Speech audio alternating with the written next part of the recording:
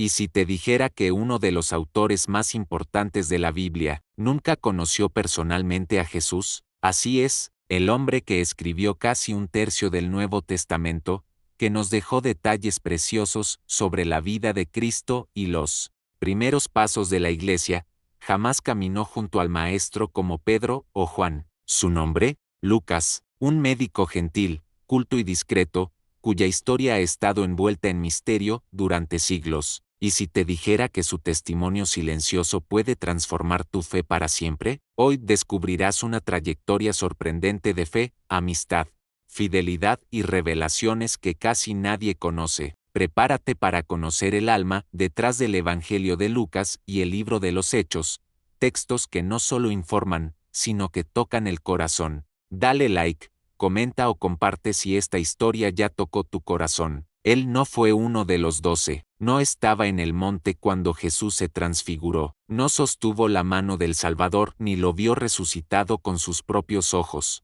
pero algo en su camino fue tan profundo, tan transformador, que se convirtió en el cronista oficial del cristianismo primitivo. Pero había algo que pocos sabían. Lucas fue llamado el médico amado por Pablo, Colosenses 4:14, pero su papel fue mucho más allá del cuidado físico. Fue el historiador de la fe, el escriba del Espíritu Santo, el compañero fiel que no abandonó al apóstol ni siquiera ante la muerte. ¿Cómo pudo un hombre criado en la cultura grecorromana, sin herencia judía, convertirse en uno de los pilares del Evangelio? La respuesta comienza en una ciudad fascinante, Antioquía de Siria, un centro vibrante del Imperio Romano, lleno de filósofos, médicos, judíos, griegos y comerciantes. Allí fue donde se moldeó la mente de Lucas, entre bibliotecas, debates y estudios médicos que incluían anatomía, botánica y filosofía. Su conocimiento era raro, su inteligencia, admirable, y su corazón, aún buscaba la verdad.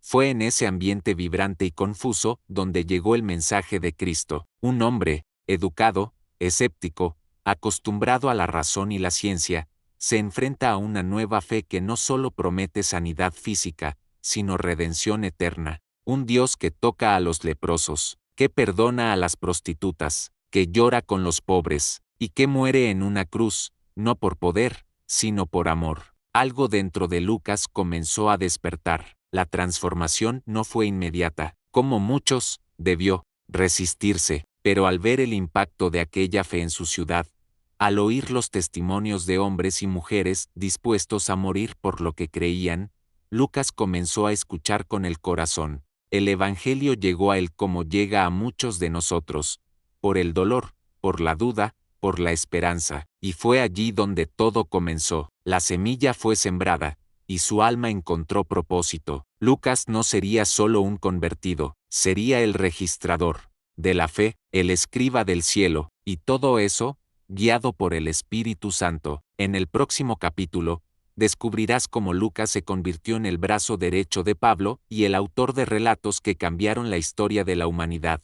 El camino de Lucas en el cristianismo no fue solo una cuestión de fe intelectual, se convirtió en una misión vivida con el corazón y con los pies en el camino. Su unión con el apóstol Pablo transformó no solo su vida, sino también el rumbo de la historia de la Iglesia. Desde que conoció el mensaje de Cristo, Lucas entendió que no bastaba con saber, había que seguir.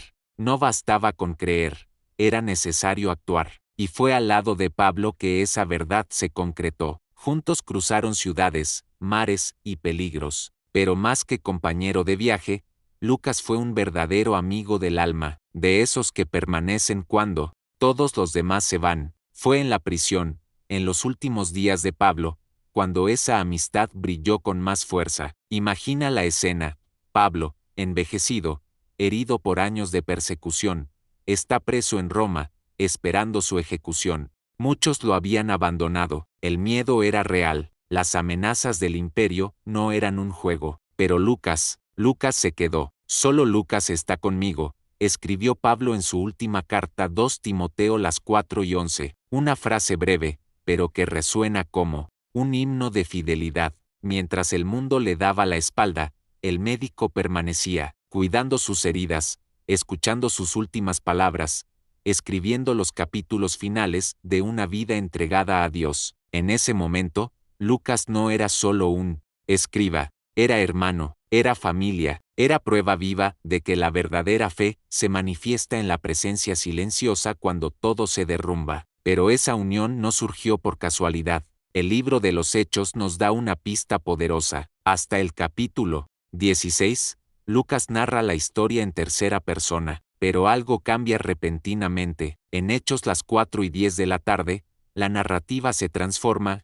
Enseguida procuramos partir hacia Macedonia. A partir de ahí, utiliza el nosotros, un detalle sutil, pero revelador. Significa que, desde ese momento, Lucas estaba presente. No solo escuchaba historias, las vivía. Estuvo allí cuando Pablo fue encarcelado en Filipos, cuando el mar embravecido casi los hunde, cuando la multitud quería apedrearlos, cuando los milagros sucedían y cuando los fracasos dolían. Lucas vivió el Evangelio con los pies en la tierra y los ojos en el cielo, y aún con tanta entrega, no buscaba reconocimiento. No firmaba sus obras con destaque, no se colocaba como protagonista. Su misión era servir, registrar, cuidar. ¿Cuántas veces curó las heridas de Pablo tras las persecuciones? ¿Cuántas oraciones silenciosas hizo mientras veía a su amigo deteriorarse físicamente? Muchos creen que la espina en la carne, mencionada por Pablo 2 Corintios 12:7, era una enfermedad crónica. Si eso es cierto, es posible que Lucas haya sido su único alivio en las noches de dolor. Esa imagen de un médico cuidando a un apóstol herido resume el corazón del discipulado: servir con amor, incluso sin aplausos. Y aquí hay algo aún más profundo. Lucas no era judío, era gentil, extranjero, fuera de la promesa original. Pero fue precisamente ese hombre quien escribió con tanto cariño sobre la salvación universal de Cristo. Él entendía, en su propia piel, lo que significaba ser alcanzado por la gracia. Por eso exaltaba a samaritanos, mujeres, pobres y excluidos. Porque sabía, el Evangelio no tiene fronteras. En los próximos momentos, revelaré cómo Lucas transformó sus experiencias en palabras eternas, y cómo su evangelio se convirtió en el más sensible, compasivo y humano de todos. La pluma de Lucas no solo era afilada por la inteligencia, sino guiada por un corazón moldeado por la compasión divina. Su evangelio no es solo un registro cronológico, es una carta de amor escrita para aquellos que el mundo desprecia: pobres, mujeres, extranjeros, leprosos, viudas, pecadores. Es imposible leer sus palabras y no notar que hay algo distinto allí. Mientras otros evangelistas hablaban al pueblo judío, Lucas hablaba al mundo. Escribía como quien sabía lo que era estar fuera y ser invitado a entrar. Y por eso su evangelio sigue tocando especialmente los corazones más heridos, más olvidados, más parecidos a muchos de nosotros. Desde los primeros capítulos, Lucas muestra su sensibilidad. Es el único que registra la anunciación del ángel a María, la visita a Isabel, el cántico de María, el Magnificat, detalles que pasan desapercibidos por otros escritores, pero que Lucas, con su mirada de médico y alma de poeta, decide eternizar. Nos presenta un nacimiento humilde, no adornado por la realeza, sino rodeado de pastores, hombres simples, polvorientos de camino, despreciados por los poderosos, y a ellos, no a los reyes, se les aparecen los ángeles. No es coincidencia, es mensaje. Lucas nos dice, sin palabras, que el Salvador vino por los que nadie mira, y en ese detalle reside la fuerza de su evangelio, la compasión. Pero no se detiene allí. Lucas es el único que nos regala parábolas inolvidables, exclusivas. La del buen samaritano, que rompe esquemas al mostrar a un enemigo como ejemplo de amor. La del hijo pródigo,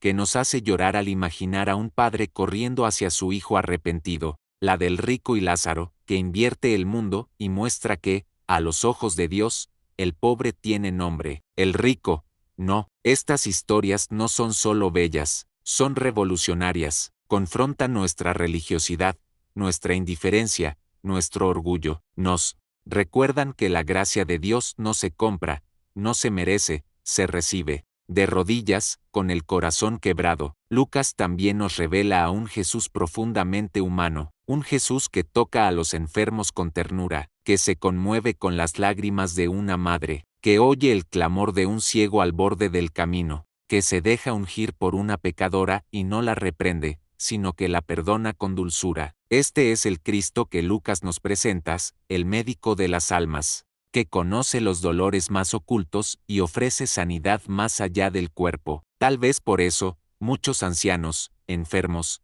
viudas y solitarios encuentran tanto consuelo en las palabras de Lucas, porque él escribió para ellos, para nosotros, para todos los que alguna vez se han sentido invisibles en este mundo. Pero hay algo aún más bello en su obra, la certeza de que la fe cristiana es un camino de transformación, de pérdida y reencuentro, de caída y perdón, de muerte y resurrección. En cada parábola, en cada sanidad, en cada lágrima registrada por su pluma, hay un mensaje claro: nadie está fuera del alcance de la misericordia de Dios. En el próximo capítulo, nos sumergiremos en la continuación de esta historia, en el libro de los Hechos, y descubriremos cómo Lucas se convirtió en el cronista de la acción del Espíritu Santo y de la Iglesia en movimiento. Lucas escribió como quien sabe que el tiempo es corto y las almas son eternas. Pero ¿qué sucedió con él después de escribir las últimas líneas del libro de los Hechos? Esa pregunta ha resonado durante siglos entre estudiosos y creyentes.